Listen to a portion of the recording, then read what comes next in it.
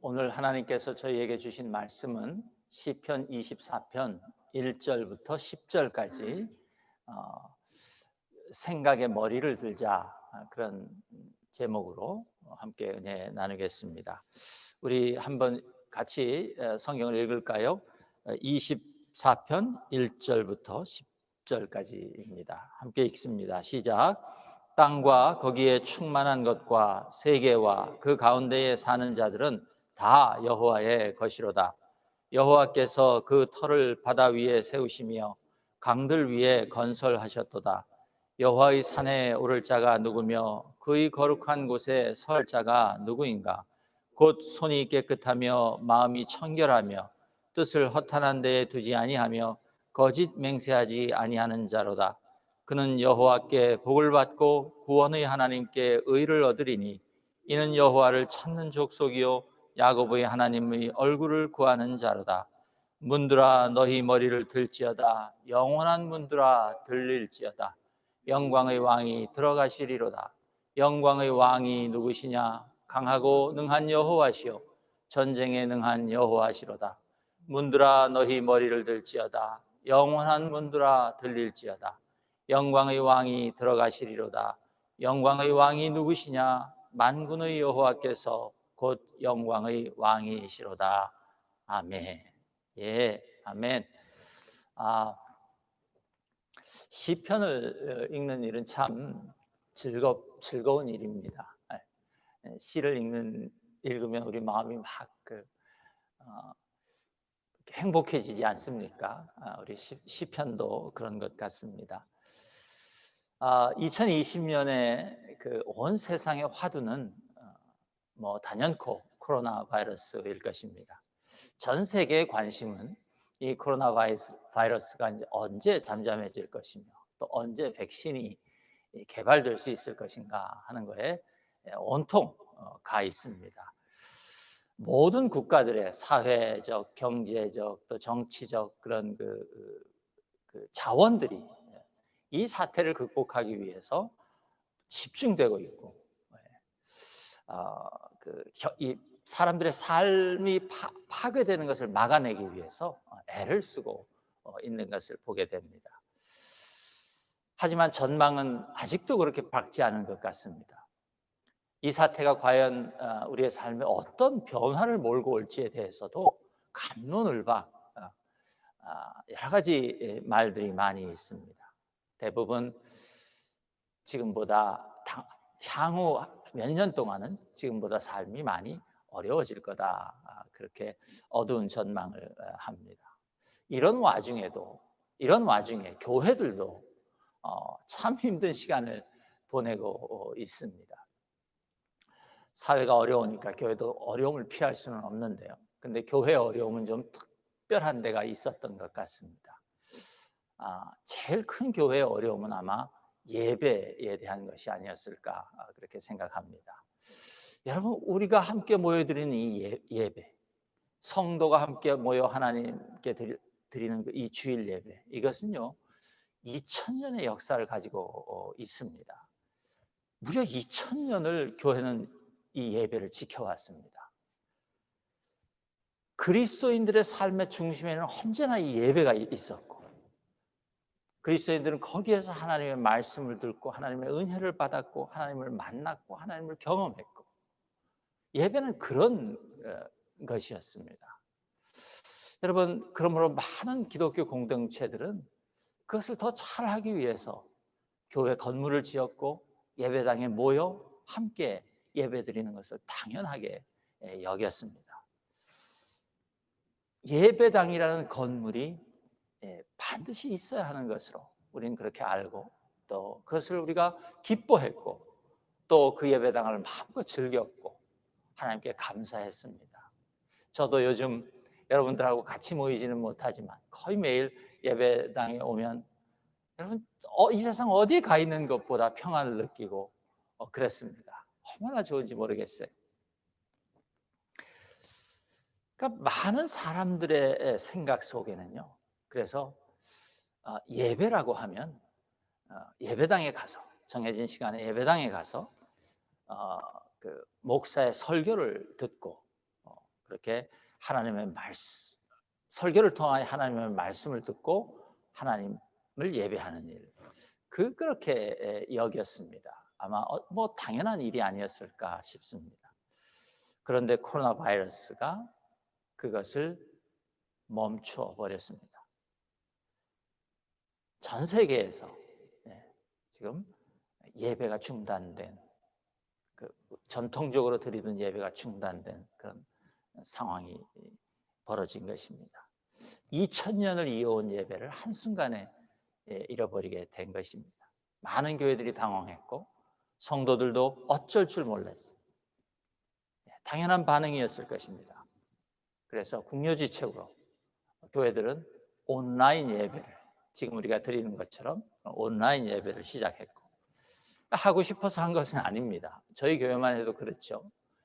저희 교회만 해도 우리는 아무런 방송 시설도 없고 심지어 마이크도 없고 제 육성으로 설교했고, 우리가 다 함께 우리 몸에 하나님이 주신 마이크로 목으로 이렇게 찬양하지 않았습니까? 그러나 어쩔 수 없는 선택을 하게 되었던 것이죠. 그런데 이 온라인 예배를 두고도 의견이 극명하게 갈립니다. 샌호세에 있는 어느 한 큰 대형 한국 교회는요, 예배로 모이는 것이 금지된 지난 3월부터 아예 그 웹사이트에 우리는 온라인 예배를 예배라고 인정하지 않는다, 그렇게 탁 걸어놨어요. 그리고 실제로 그 교회는 아직도 저희처럼 이렇게 온라인 라이브 예배를 드리지 않는다고 합니다. 아마 목사님이 설교하시면 그것을 그냥 녹화해서 듣는 것은 괜찮은 것인지 모르겠는데, 하여간 그렇게 제가 알고 있습니다. 그러니까 그 교회의 신학과 믿음에 따르면 우리는 지금 죄송하지만 예배가 아닌 예배를 드리고 있는 게 되는 것이죠. 그러나 그 교회 안에서도 이제 의견이 조금씩 다른 의견들이 나오기 시작해서 이제 어떻게 될지 모르겠다, 제가 그런 성도들로부터 그런 말을 들었습니다. 앞으로 우리 기독교 예배가 어떻게 변해갈 것인가, 이것에 대하여 모두 긍정과 부정의 그 반반 섞인 전망을 다 가지고 있고, 또 그렇게 조심스러운 마음으로 바라보고 있습니다. 여러분, 오늘 이 시편 24편은요 한 가지 질문에 대한 대답을 지금 하고 있는데, 그 질문이 바로 예배에 대한 질문입니다. 3절을 보시면 여호와의 산에 오를 자가 누구며 그의 거룩한 곳에 설 자가 누구인가 라는 질문을 던집니다, 이 시인이. 그리고 이 시편 23편 전체는 그 한 가지 질문에 대한 대답으로 지금 쓰여졌다는 것입니다. 여호와의 산, 그의 거룩한 곳은 예루살렘을 의미하는 것이죠. 그러니까 겉으로 보면 이 질문이 지금 하나님의 임재 앞으로 나아갈 수 있는 자격을 가진 사람이 누구냐, 이걸 묻는 것 같아요.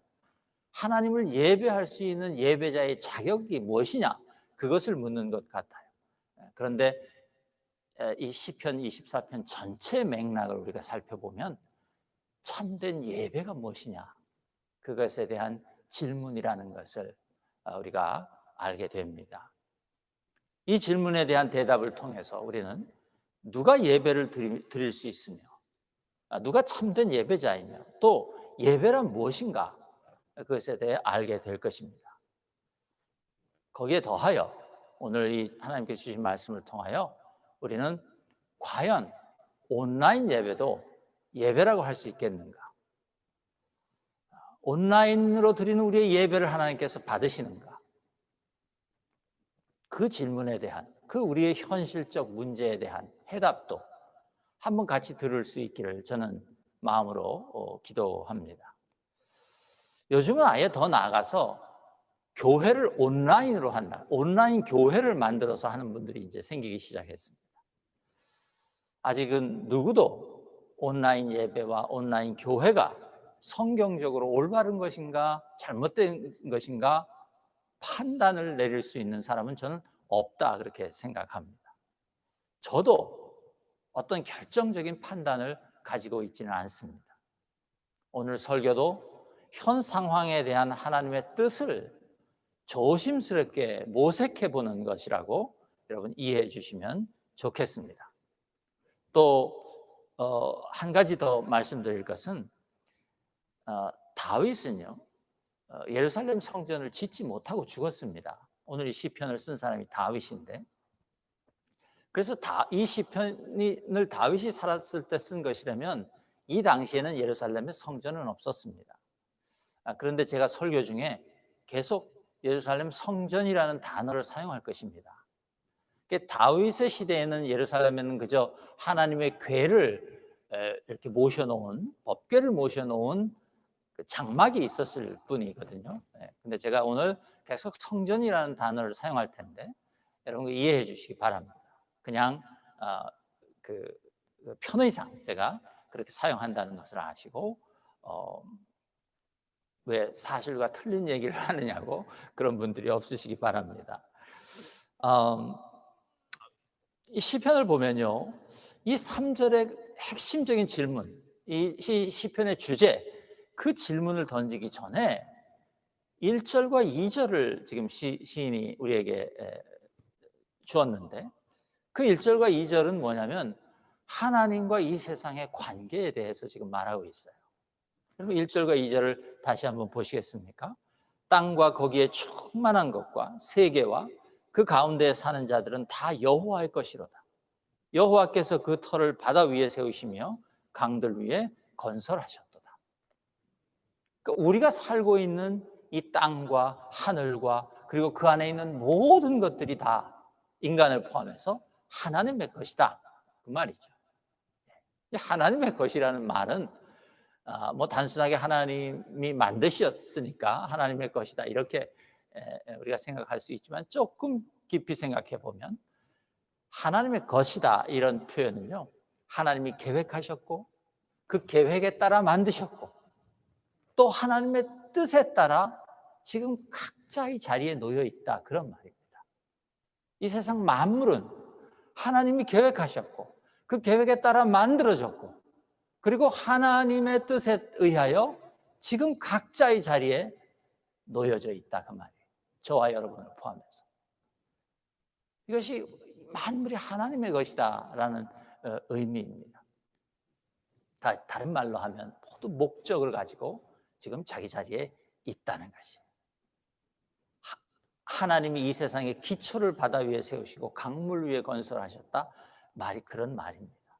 히브리인들의 이 우주적인 그 관념에서 이렇게 지구가 물 위에 있다고 표현한 것뿐이지, 그 의미는 제가 조금 전에 말씀드린 그런 의미입니다. 그런데요, 여러분, 그러니까 지금 이 시는 온 세상과 하나님을 이야기하고 있어요.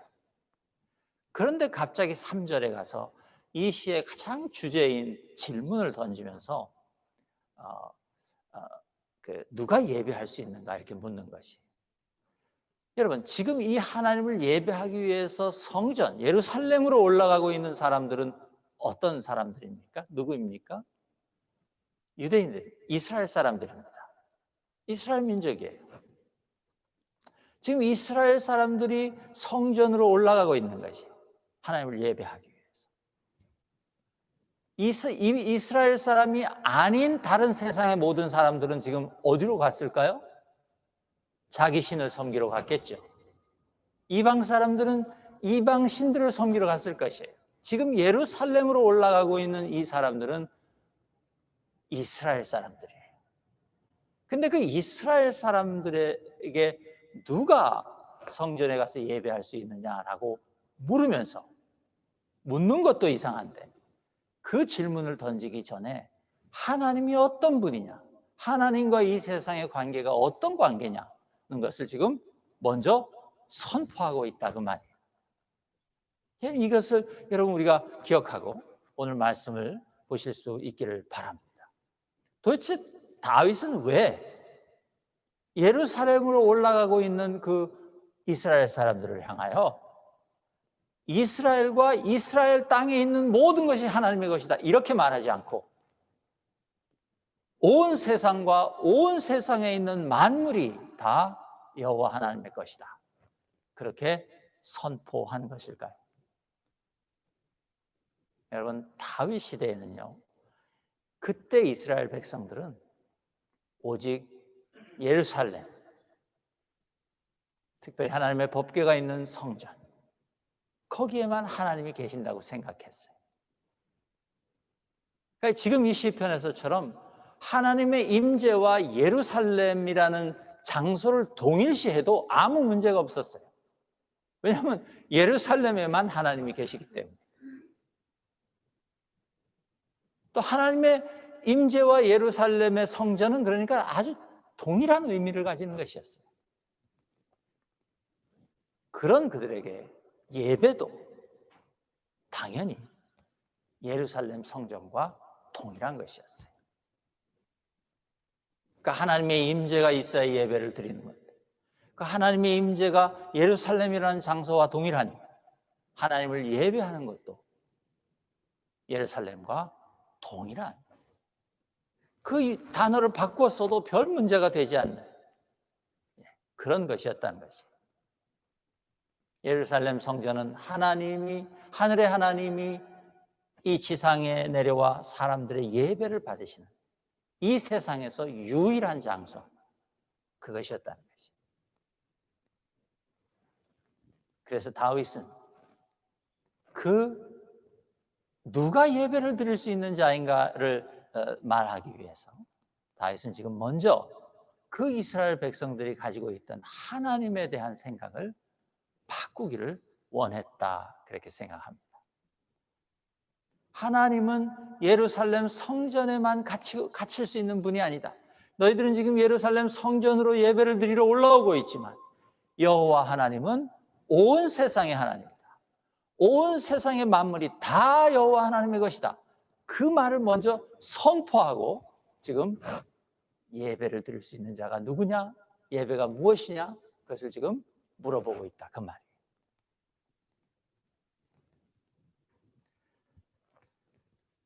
여러분, 사람은요, 자기가 살고 있는 이 세상과 이 세상을 만드신 하나님에 대한 올바른 지식을 가지고 있을 때에만 하나님을 올바르게 예배할 수 있습니다. 하나님을 모르거나, 하나님을 모르는 사람이 하나님을 예배할 수 없지 않습니까? 또 하나님을 잘못 알고 있는 사람, 그럼 올바른 예배를 드릴 수 없을 것이에요. 네.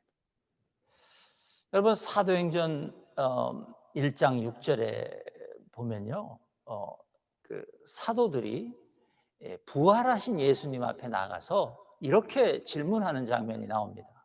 주께서 이스라엘 나라를 회복하심이 이때니까? 그러니까 주님이 부활하셔서 오셨어요. 제자들에게 나타났어요. 그 제자들이 주님에게 그렇게 물었다는 것이죠. 주님이 이스라엘 나라를 회복하심이 지금입니까? 무슨 말입니까? 성령을 받기 전, 지금 성령이 임하시기 전인데요, 성령을 받기 전까지는 사도들조차도 하나님의 나라는 이스라엘 민족이 아니라 온 세상 모든 민족을 위한 것이라는 것을 깨닫지 못했다, 그 말이에요. 예수님이 오셔서 이 세상에 시작하신 그 하나님의 나라, 그 나라가 이스라엘 민족을 위한 나라가 아니라 온 세상을 위한 나라였다는 것을 그때까지도 몰랐다, 그 말이에요. 사도들은 그때까지도 주님이 말씀하신 하나님의 나라를 이스라엘이라는 민족, 다윗의 왕권이라는 정치적인 권력, 그리고 예루살렘이라는 장소와 연결해서 생각할 수밖에 없는 그런 존재들이었다는 것이에요. 여러분, 지금 우리 시대의 유대인들도 그렇습니다. 지금 우리 시대의 유대인들도 아직도 여호와를 이상할 정도로 자기들만 사랑하는 그런 하나님, 그런 신이라고 여깁니다. 제가 지금 이상할 정도로 자기들만 사랑하는 신이라고 생각한다고 한 이 표현은요, 제가 만든 표현이 아닙니다. 제가 어떤 강의를 들었는데 하버드 대학의 어떤 신학자가 신학 강의를 하면서 그런 표현을 써요. 유대인이에요. 그 유대인 신학자가 그런 표현을 썼어요. 유대교라는 것은 유일신 하나님이 이상하게도 유대인만 사랑한다고 생각하는 게 유대교다. 기이할 정도로 유대인만 사랑한다고 생각하는 거.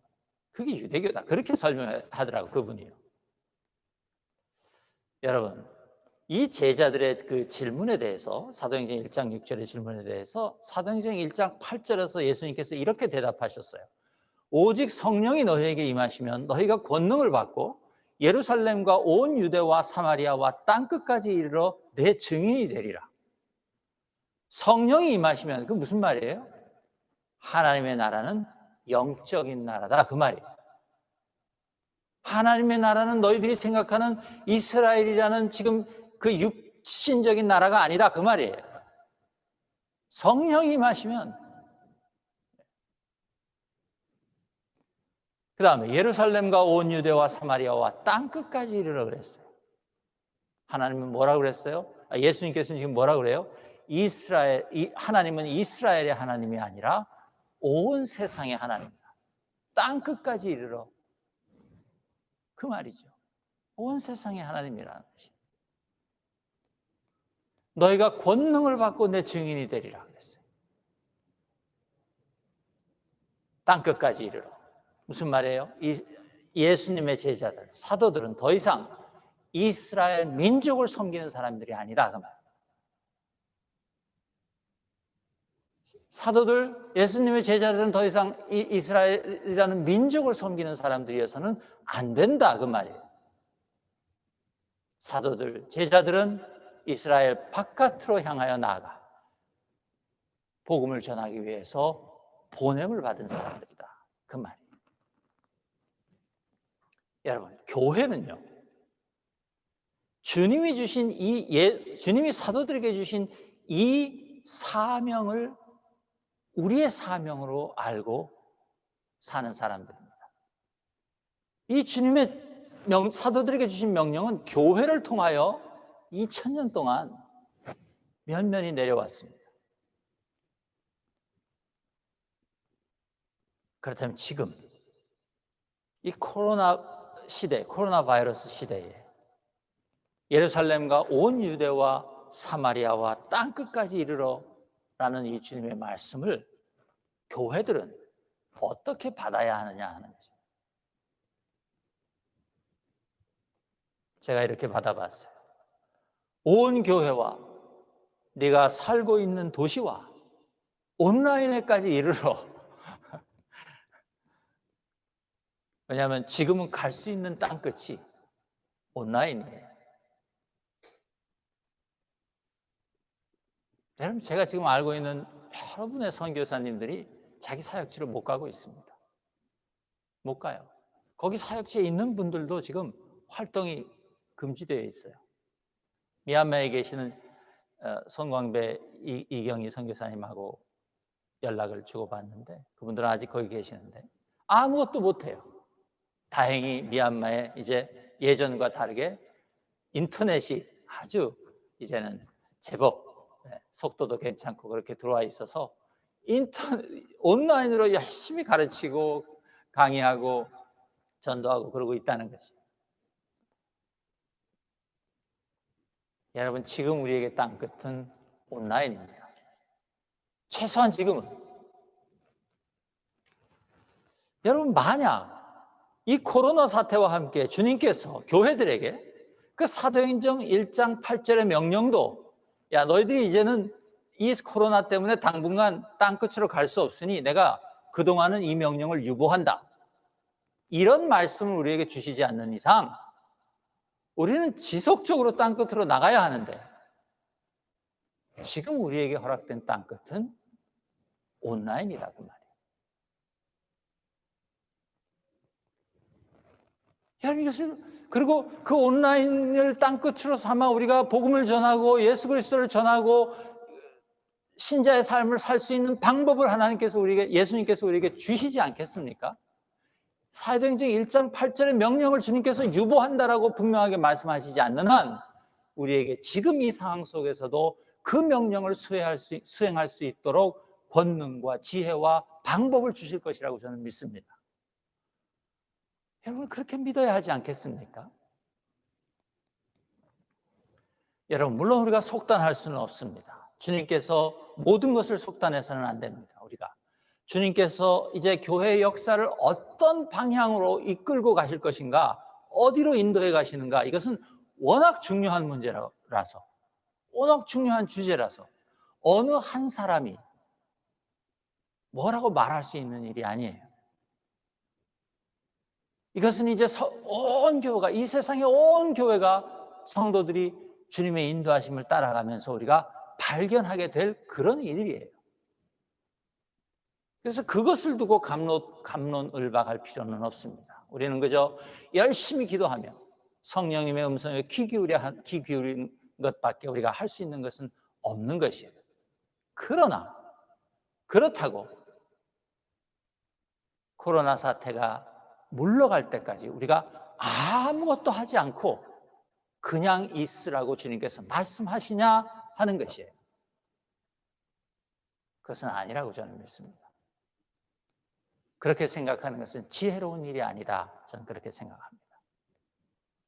현재 우리에게 하나님께서 허락하여 주신 것은 온라인 예배라는 새로운 길이고 온라인 사역이라는 새로운 길이라고 저는 생각합니다. 예배당에 모이는 것을 영원히 금하시는 것이라 저는 그렇게 생각하지는 않습니다. 하나님께서 분명히 우리의 그 교회에서 모여 회중으로 드리는 그 예배를 하나님께서 회복시켜 주실 것이라고 저는 믿습니다. 그러나 이 코로나 사태 속에서도 여전히 우리에게 성령이 임하셔 있고 또 그 주님께서 권능을 주셨다면 주님의 복음을 증거하는 주님의 삶을 계속 해야 된다고 믿는 것입니다. 온라인을 통해서도 주님은 역사하실 것이고 그 길에서도 복음이 전파될 것이고 예수 그리스도의 사랑이 전해질 것입니다. 저는 지금은 그렇게 믿습니다. 그런데 여러분, 이 새로운 길을 받아들이는 것이 참 쉽지 않습니다. 그것은 지금만 그런 것이 아니라 언제나 그랬습니다. 온 인류가 새로운 상황을 받아들이는 것도 어려울 뿐만 아니라 우리 각각의 삶에서 닥치는 새로운 환경을 받아들이는 것도 여러분 참 어려운 일이 아닙니까? 그래서 언제나 무언가가 새로 시작되기 위해서는요, 기존의 틀이 깨어져야 합니다. 오늘 시편 24편의 7절부터 10절이 우리에게 틀을 깨라고 말하는 거지. 문들아 너희 머리를 들지어다. 영원한 문들아 들지어다. 영광의 왕이 들어가시리로다. 영광의 왕이 누구시냐? 강하고 능한 여호와시오. 전쟁에 능한 여호와시로다. 이것을 지금 2번이나 반복하고 있어요. 이런 문들은, 이 시에서 말하는 문들은 분명히 예루살렘 성전의 동서남북에 있던 그 문들일 것이. 머리는요, 문들의 머리, 이 문들에 무슨 머리가 있어요, 문에. 시적인 표현이죠. 근데 여기서 이 머리라고 표현된 이 단어, 히브리 단어를 살펴보면 이게 뭐라고 이 말을 해석해야 될지 참 모호합니다. 이 사전적인 뜻은 그런데 다른 의미가 있지만 사전적인 뜻으로 제가 말씀드리면 이것은 문이 있으면 그 문 틀의 맨 위에 있는 이 나무, 거기 바깥으로 붙이는 장식기입니다. 장식 같은 거. 머리라는 단어가. 그러니까 우리로 치면 지금 몰딩 같은 것이 몰딩. 그런데 아주 화려한 그고 아름답고 그런 그 귀한 몰딩이죠. 성전에 붙였으니 얼마나 좋은 것을 붙였겠어요. 그러니까 지금 우리 개념으로 하면 멋지고 화려한 몰딩이라고 생각하시면 돼요. 저 문에 탁 붙어있는 몰딩.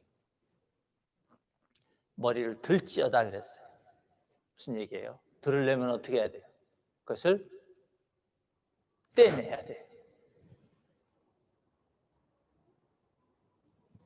문에 머리가 있다고 생각하고 그 머리를 들으라고 그랬으니, 그 들으라는 건 오픈하라는 얘기거든요. 영어 성경에 보면 오픈이에요. 오픈하려면 어떻게 해야 돼요? 그걸 떼내야 돼요. 먼저 뭘 떼내야 됩니까? 문을 떼낸다는 얘기는 뭐예요? 지금 이 문맥에서 보면 문을 넓히라는 얘기인데, 그러려면 뭘 해야 된다는 거예요? 거기 붙어 있던 그 몰딩, 장식, 머리부터 떼내라, 그 말이에요.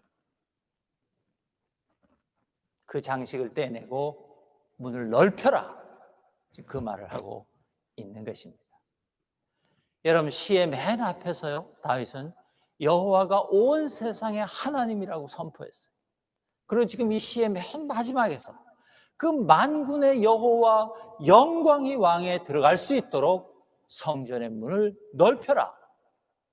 그러기 위해서는 너희들 성전 문 위에 있는 그 장식을 떼어버려라. 그렇게 말하고 있는 것이. 여러분, 제가 상징적인 언어들을 상징적으로 말씀드렸어요. 여러분에게 성령께서 이 말씀을 잘 설명해 주시기를 기도합니다. 문을 넓히라는 것이요, 너희들이 예배하기 위하여 올라가는 그 예루살렘의 성전에 온 세상의 참된 하나님이 들어오시기 위해서는 너희 성전의 문들을 넓혀야 한다.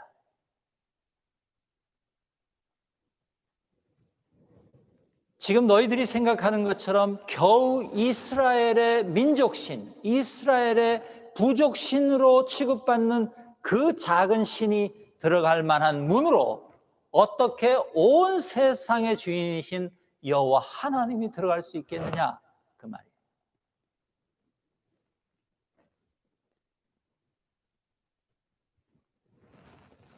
여러분, 이 말은요, 물론 실제 성전 문을 뜯어서 더 크고 새로운 문을 만들어라, 그런 말은 아니었을 것이에요.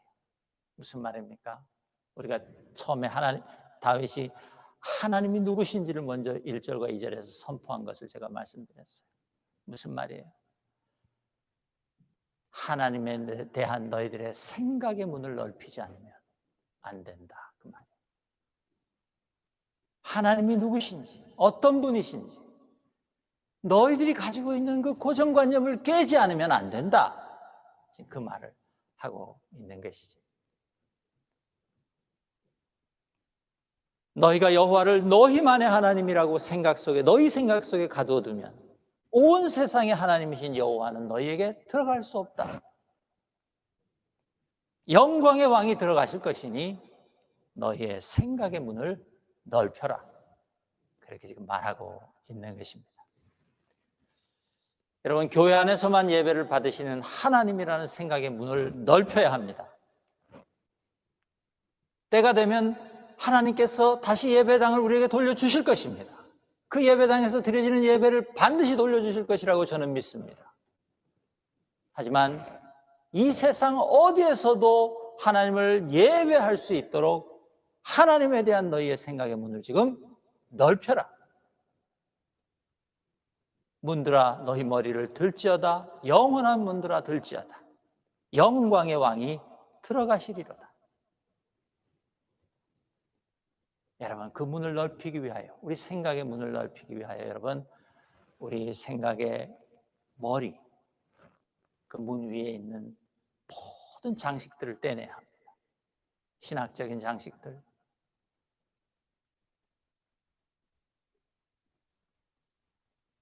교회에 대해 우리가 생각하고 있었던 장식들, 다 떼내야 돼요. 그것을 떼내지 않고서는 문을 넓힐 수가 없기 때문에 그렇습니다. 여러분, 이렇게 하나님에 대한 인간의 좁은 생각의 문이 넓어지게 되면 비로소 이제 참된 예배가 무엇인지 알게 됩니다. 이 시의 구조처럼 하나님에 대한 생각을 바로 한 후에 1절과 2절에서 그 하나님에 대한 생각을 바로 한 후에 우리는 비로소 3절의 질문에 대한 대답을 들을 수 있게 되는 것이에요. 그리고 그 3절의 질문을 이해할 수 있게 되는 것이에요. 3절에 뭐라고 물었습니까? 여호와의 산에 오를 자가 누구며 그의 거룩한 곳에 설 자가 누구냐? 온 세상과 그 안에 있는 모든 만물의 주인이신 하나님을 예배할 수 있는 자가 누구냐? 이렇게 묻는 것이에요. 그리고 대답이 주어지는데 4절에 보니까 손이 깨끗하고 마음이 청결하고 뜻을 허탄한 데 두지 않고 거짓 맹세하지 않는 자다 그랬어요.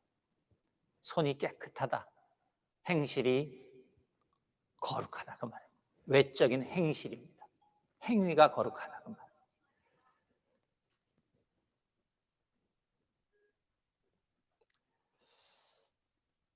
또 마음이 정결하다. 이것은 내면이 깨끗한 것이죠. 내면이 순결한 사람입니다. 이 성경의 표현으로 하면 양심적이고 정직한 사람. 뜻이 허황되지 않는다. 헛된 생각을 품지 않는 사람이에요. 우상에게 마음을 돌리지 않는 사람. 거짓을 싫어하는 사람. 거짓으로 맹세하지 않는다. 이것은 거짓된 말로 자기의 유익, 거짓을 말해서 자기의 유익을 구하고 다른 사람에게 해를 입히지 않는다. 그 말이에요. 또한 하나님의 이름으로 거짓 맹세하지 않는다. 그런 뜻이기도 해요. 여러분, 그렇게 보면 4절은 지금 예배자의 퀄리피케이션, 예배자의 자격을 얘기하면서 동시에 우리에게 올바른 예배가 무엇인지를 말해주고 있다는 것을 알게 됩니다. 여러분, 예배는요, 나의 내면을 정직하게 해서 헛된 우상, 즉 자기 욕심을 채우는 것에 마음을 빼앗기지 않는 것입니다. 그것이 예배예요. 또 나의 외적인 행위를 거룩하게 해서 하나님을 믿는다고 하면서도 거짓을 말하고 타인에게 해를 입히는 그런 삶의 행위들을 멈추는 것. 여러분, 그것이 예배라는 것이에요. 그리고 이런 사람이 이렇게 사는 자가 예배자이고 이렇게 사는 삶이 참된 예배인 것입니다. 그래서 여러분, 우리는요, 참된 예배자가 되기 위하여 예배를 드리는 것이에요. 그럼 다시 말씀드립니다. 우리가 왜 예배를 드립니까? 왜 예배를 사모합니까?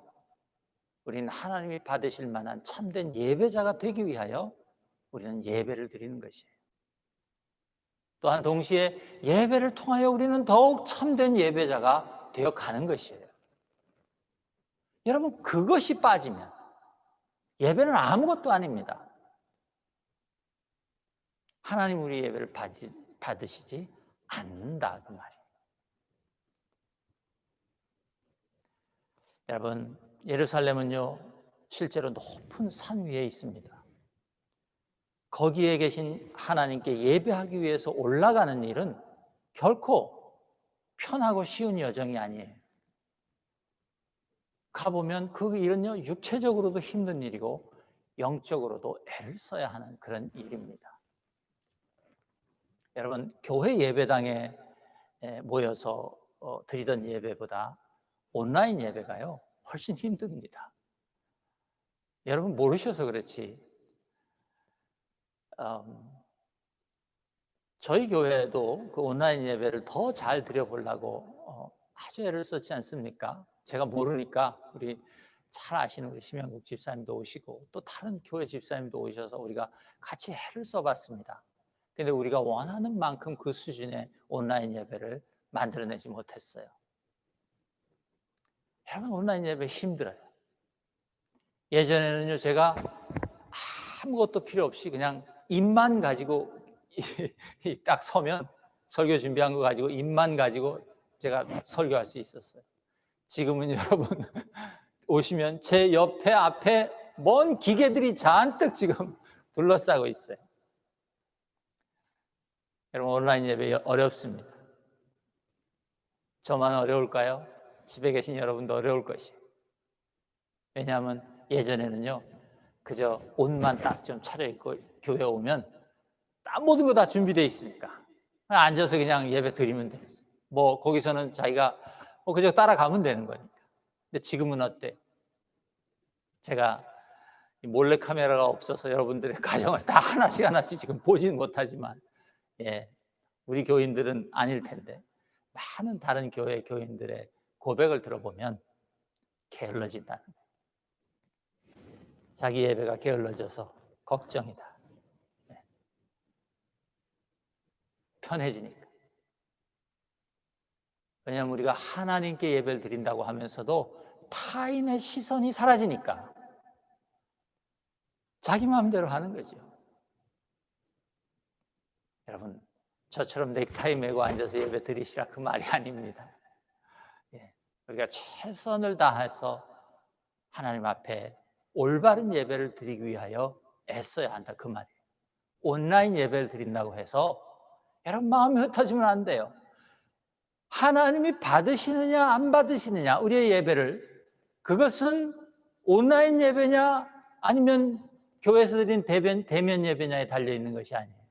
여러분이 거룩한 척 양복을 차려입고 와서 교회에서 예배를 드리느냐 아니면 어떤 날은 슬쩍 파자마 입고 소파에 앉아서 예배 드리느냐, 그것과도 상관이 없다고 제가 말하려니까 그런데 부차적인 문제. 부차적인 문제. 문제는 내가 정말 예배자의 삶을 살기를 원하느냐, 내가 예배를 통하여 정말 더 나은 예배자로 성장하기를 원하느냐, 이것이 우리에게 있느냐 하는 것이, 그것이 관건인 것이에요.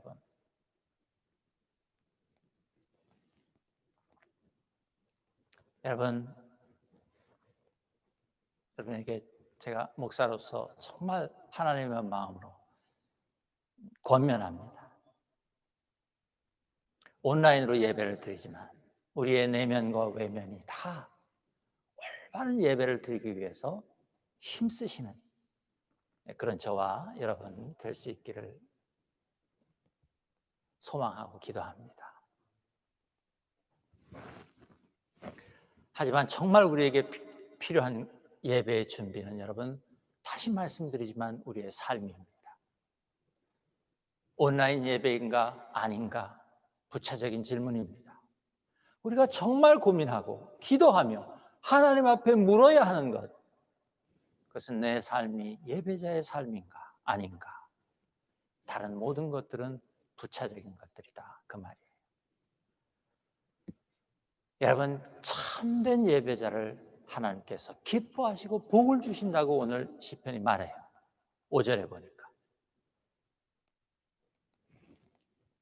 그는 여호와께 복을 받고 구원의 하나님께 의를 얻으리니. 아멘. 여러분, 하나님의 복은요, 참된 예배자를 쫓아다닙니다. 참된 예배자는 하나님의 복을 쫓아다니지 않아요. 복이 5절도 보면 여호와께 복을 받는다 그랬어요. 복을 가서 취하는 것이 아니에요. 그러니까 참된 예배자가 되면 여호와의 복이, 하나님의 복이 쫓아와 우리한테 안기는 거예요. 우리는 받는 거예요, 그냥. 그것을요. 여러분, 제가 얼마 전에 영화를 하나 봤는데, 우리 한국 영화인데 지금 제목을 잊어버렸어요. 북한과 남한의 대통령이 막 인질로 잡히고 그런 영화였는데, 거기 보니까 어뢰가 있는데 어뢰를 쏘면 그 어뢰가 끝까지 추적해서 그 타겟을 끝까지 추적해서 탁 맞추도록 그렇게 추적 장치가 되어 있는 거예요, 어뢰가. 여러분, 하나님의 복은 그런 추적 장치가 되어 있는 어뢰와 같아요. 그래가지고 참된 예배자가 보이면 막 쫓아와서 그 참된 예배자의 삶에서 터지는 것이. 그래서 우리말에 복이 터진다는 말이 있는 것이에요, 여러분. 복이 터진다 그러잖아요. 아멘? 예. 그 참된 예배자의 삶을 사는 것은 복이 터지는 삶을 사는 것이에요. 이것을 믿으시기를 축복합니다. 오늘 다윗이 5절에서 그 얘기를 하고 있는 것이에요.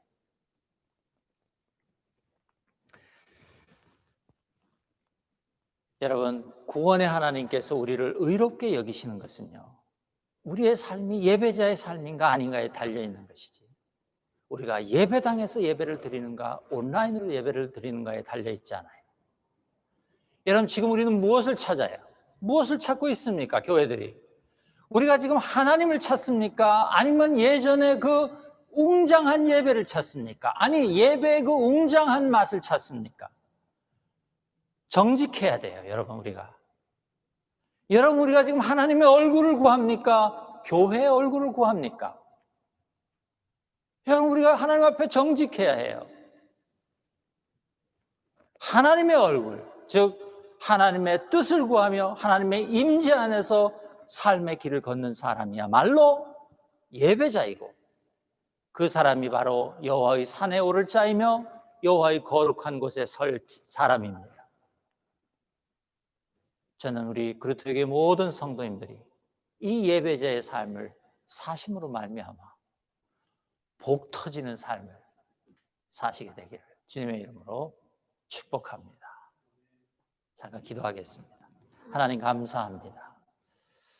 오늘 다윗의 시편을 통해서 지금 우리에게 닥친 참으로 혼란스럽고 어렵고 갈팡질팡하는 이 예배의 문제라는 이 현실의 문제를 생각하게 해주시니 감사합니다.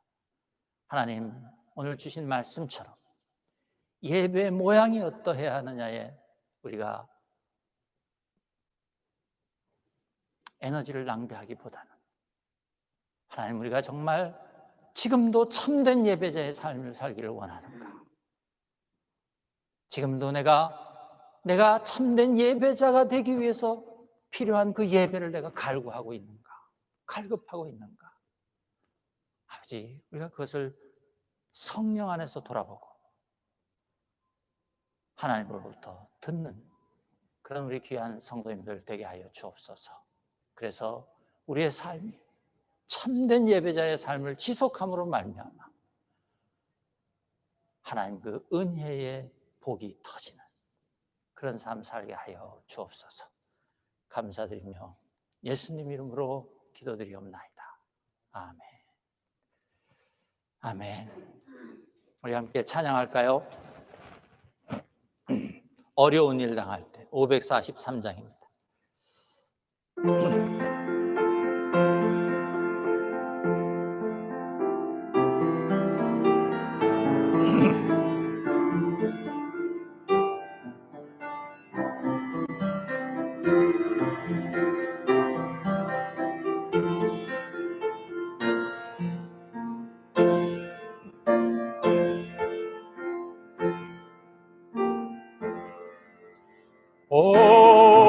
어려운 일 당할 때 나의 믿음 적으나 의지하는 내 주를 더욱 의지합니다. 세월 지나갈수록 의지할 것뿐일세. 무슨 일을 당해도 예수 의지합니다. 성령께서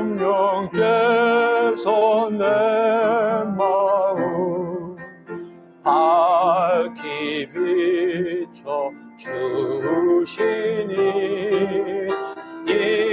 인도하심 따라서 주만 의지합니다. 세월 지나갈수록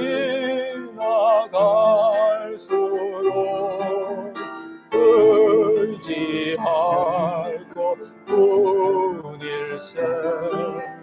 무슨 일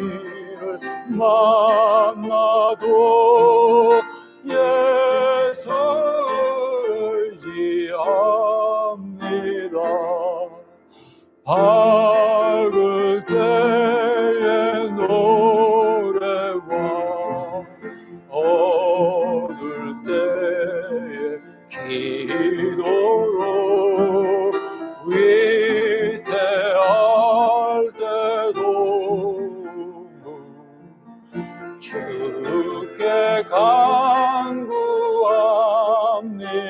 세월 지나갈수록 세월 지나가 의지할 것뿐일세 의지할 것뿐일세 무슨 일을 당해 예수 의지합니다. 예수 의지함 생명이 있을 동안에 생명이 있어도 예수 의지합니다. 예수 의지함 천국 올라가도록 천국 올라가도록 의지할 것뿐일세 세월 지나갈수록 의지할 것뿐일세 무슨 일을 당해도 예수 의지합니다.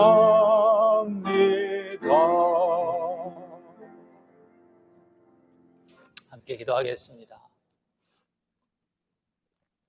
우리를 구원하여 주신 아버지 하나님의 사랑과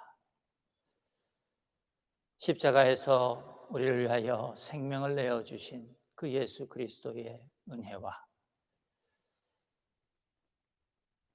우리 안에서 하나님과 교통하며 살도록 역사하시는 성령님의 일하심이 지금부터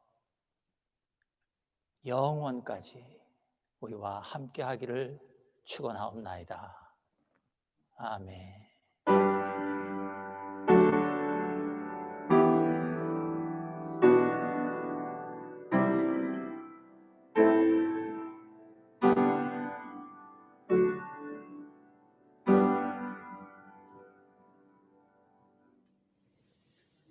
아멘. 감사합니다. 성도님들 감사합니다. 좋은 주일 오후 되세요.